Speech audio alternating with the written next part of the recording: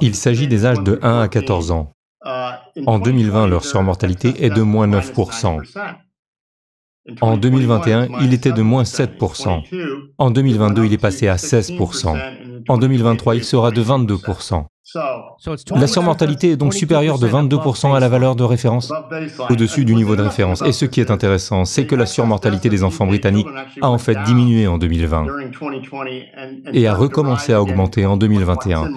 Dans mon livre, nous montrons que l'augmentation a commencé lorsque le jus magique a commencé à être distribué aux enfants plus tard dans l'année 2021. Ce qui est intéressant, c'est de se demander pourquoi cela a baissé en 2020.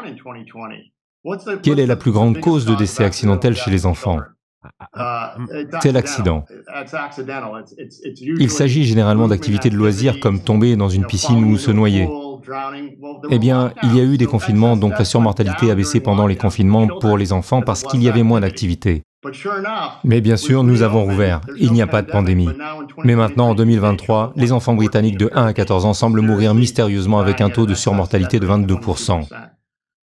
C'est en fait encore plus élevé que ce que je pensais. C'est le Royaume-Uni. C'est différent d'un pays à l'autre. D'accord, c'est un problème.